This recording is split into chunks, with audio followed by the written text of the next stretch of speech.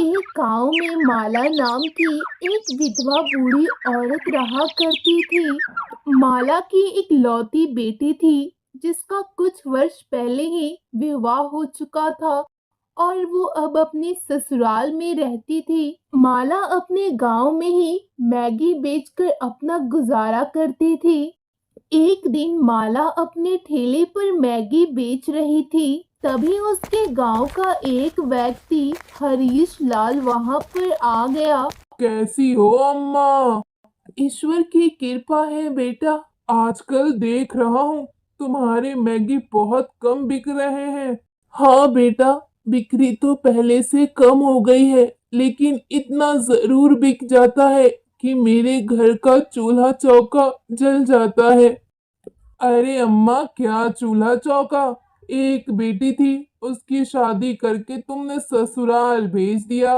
अकेली तुम बची। अकेला पेट कितना खाएगा? यहाँ पर किसी काम से आए थे हरीश बेटा। देखिए अम्मा, मुझे तो आपकी मैगी बिल्कुल भी अच्छी नहीं लगती। उनमें स्वाद नाम की कोई भी चीज नहीं है। ये तो अपने अपने मन की बात होती है। किसी किसी को तो मेरे मैगी बहुत अच्छे लगते हैं। देखिए अम्मा, कल से आपके ठेले के बगल में ही एक और ठेला लगेगा। क्या कहना चाहते हो बेटा? मुझे कुछ समझ नहीं आया। मेरा साला बिहार से आ रहा है और कल से वो यहीं पर मैगी बेचेगा। ये कहकर हरीश वहां से चला जाता है। वो अपने घर के दरवाजे के पास पहुंचा ही था कि वहां गांव का मुखिया उसका इंतजार कर रहा था। अरे वाह, क्या बात है मुखिया जी।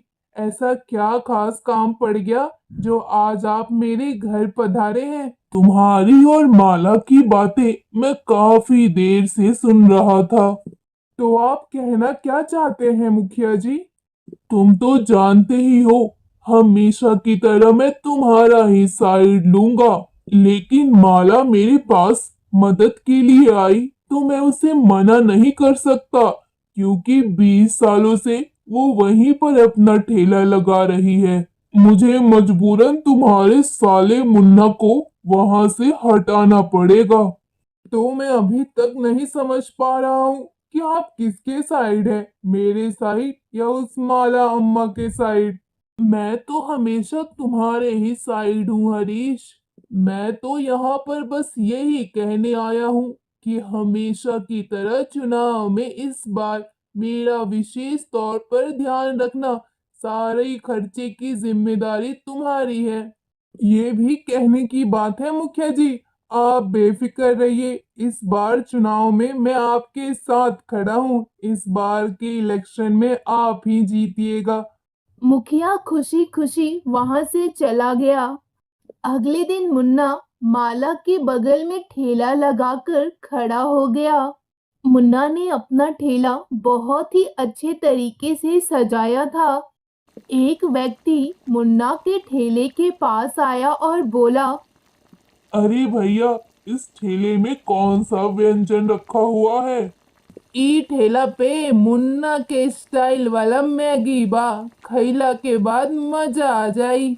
मैगी तो हमारे गांव की माला भी बनाती है, लेकिन वो थोड़ा अलग तरह का दिखता है और आपका काफी अच्छा दिख रहा है। अरे भैया, ई मुन्ना बिहारी के स्टाइल बा। एक बार खइबा तो बार बार आईबा।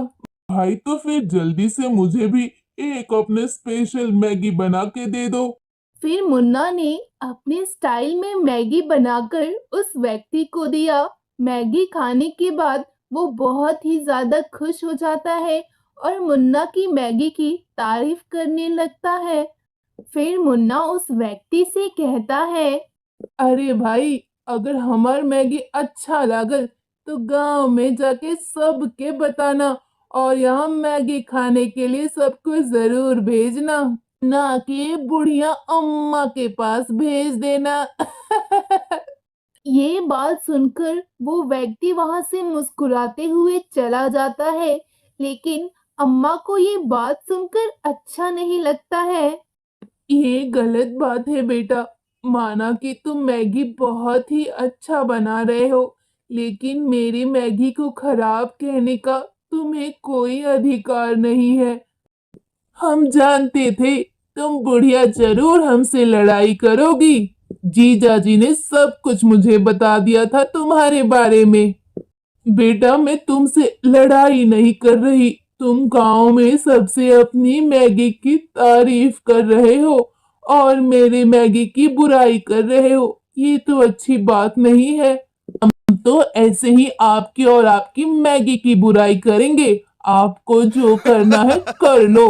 उस दिन के बाद से कोई भी अगर गलती से माला के ठेले पर आ जाता तो मुन्ना उन्हें अपने हाथ का बनाया हुआ मैगी खिलाता और सबको माला के खिलाफ भड़काया करता था। धीरे धीरे करके मुन्ना ने माला के सारे ग्राहक छीन लिए और सभी को वो मुफ्त में मैगी खिलाकर अपनी तरफ करने लगा।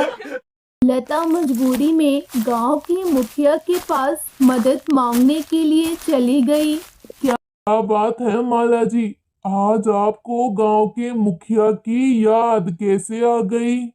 आप तो ऐसे बोल रहे हैं मुखिया जी, जैसे कि आप कुछ जानते ही नहीं। अरे ये तो छोटा सा गांव है। अगर किसी को छींक भी आती है तो पूरे गांव को पता चल जाता है। मुझे पता है, तुम जरूर हरीश के साले मुन्ने की शिकायत लेकर आई होगी। लेकिन तुम जिस पेड़ के नीचे ठेला लगाकर खड़ी रहती हो, वो तुम्हारी नहीं है, इस गांव की है। और वहां पर हर किसी को अपना ठेला लगाने का पूरा अधिकार है। आप गलत समझ रहे हैं मुखिया जी। मुझे मुन्ना के वहां ठेला लगाने से कोई भी नाराजगी नहीं है, लेकिन जिस तरह से वो मेरे ग्राहक तोड़ रहा है, मुझे उससे आपत्ति है। और मेरे बनाए हुए मैगी को सब जगह बुराई कर रहा है। तो तुम्हें किसने रोका है माला? अगर वो तुम्हारी मैगी की बुराई कर रहा है तो तुम भी उसकी मैगी की बुराई करो। अगर वो मुफ्त में ग्राहकों को मैगी खिलाता है तो तुम भी खिलाओ। ये सब सुनकर माला वहां से निराश होकर चली गई। उदास होकर माला एक पेड़ के नीचे बैठ जाती है। तभी उस रास्ते से एक होटल का बड़ा शेफ गुजरता है। क्या बात है माता जी, आप बहुत ही ज्यादा उदास लग रही हैं। क्या बताऊं बेटा, मैं बहुत ही ज्यादा अभागन हूँ।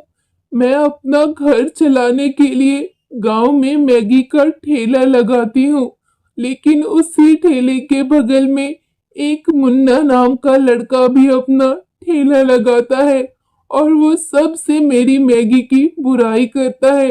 अब तो कोई भी मेरी मैगी खाने नहीं आता है। पता नहीं अब मेरा कैसे गुजारा होगा और ये बाकी की जिंदगी कैसे कटेगी बेटा। अरे बस इतनी सी बात है माता जी, आप परेशान मत होइए। मैं बहुत बड़ा शेफ हूँ, मुझे बहुत सारी डिशेस आती है बनाने के लिए। मैं आपको मैगी पिज्जा की रेसिपी बताता हूँ। मैगी पिज्जा, ये कैसी डिश है बेटा? माता जी, ये बहुत ही यूनिक डिश है।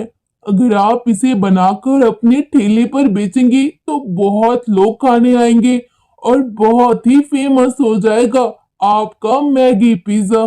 फिर वो व्यक्ति माला को मैगी पिज्जा की रेसिपी बताता है और वहां से चला जाता है। अगले दिन माला मैगी पिज्जा बनाती है और अपने ठेले पर बेचने लगती है। तभी वहां एक ग्राहक आता है। माता जी, आपने ऐसा क्या व्यंजन बनाया है जिसकी खुशबू इतनी दूर तक आ रही है? मैं तो अपने आप को रोक नहीं सका और आ गया खींचते हुए यहाँ पर। अरे बेटा, मैंने तो मैगी पिज्जा बनाया है, क्या तुम खाओगे? मैं तुम्हारे लिए एक मैगी पिज्जा बनाऊं क्या? क्या? Maggi pizza? ये कैसा व्यंजन है? लेकिन खुशबू तो बहुत अच्छी आ रही है। आप ऐसा कीजिए, मुझे एक मैगी पिज्जा दे दीजिए। मैं भी तो खाकर देखूं कि कैसा लगता है। फिर माला उस व्यक्ति को एक मैगी पिज्जा दे देती है जिसे खाकर वो व्यक्ति खुश हो जाता है। धीरे धीरे माला की दुकान पर लोगों की भीड़ जमा होने लगती है। ये सब देखकर मुन्ना अंदर ही अंदर जलने लगता है।